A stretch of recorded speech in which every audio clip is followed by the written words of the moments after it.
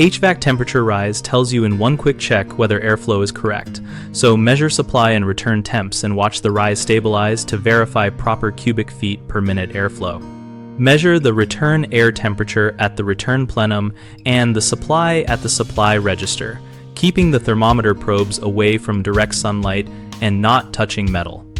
Accurate temp difference is central to using the HVAC Temp-Rise formula to estimate cubic feet per minute.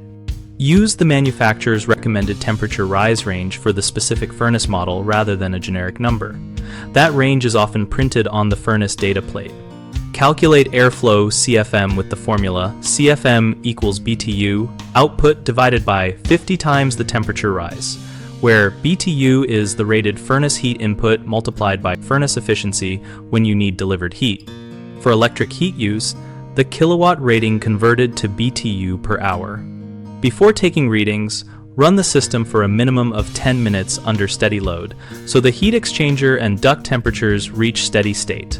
For large systems, you may need 20 minutes. Record temperatures at the same sampling points each time. Return plenum 2 to 3 inches from the filter face and supply register at the start of the duct run, to avoid sampling bias from stratification. If measured temp rise is lower than the data plate lower limit, suspect excessive airflow, a short cycling control, or undersized heat input. If higher than the upper limit, suspect restricted airflow from clogged filters, closed dampers, or undersized blower. Always combine temp rise checks with static pressure measurements. A high temperature rise with low static pressure suggests wrong blower curve or motor speed setting, whereas a high temperature rise with high static pressure points to duct restriction.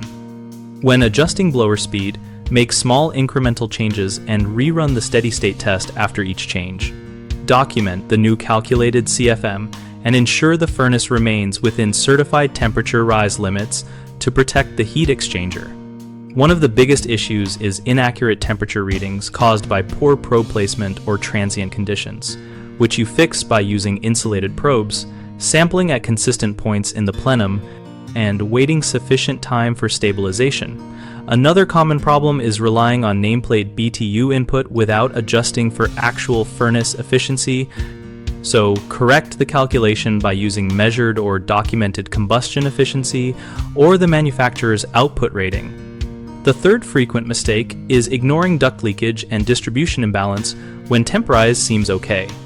Use room-by-room delta TET checks and a blower door or duct blower test to find leaks and balance dampers to restore proper cubic feet per minute distribution. BigHomeProjects.com is a searchable directory where homeowners can find rated local HVAC contractors who perform airflow diagnostics, temperature rise testing, and duct balancing. It helps contractors get work by listing verified services and connecting skilled technicians with homeowners actively looking for accurate HVAC airflow CFM measurement and repairs.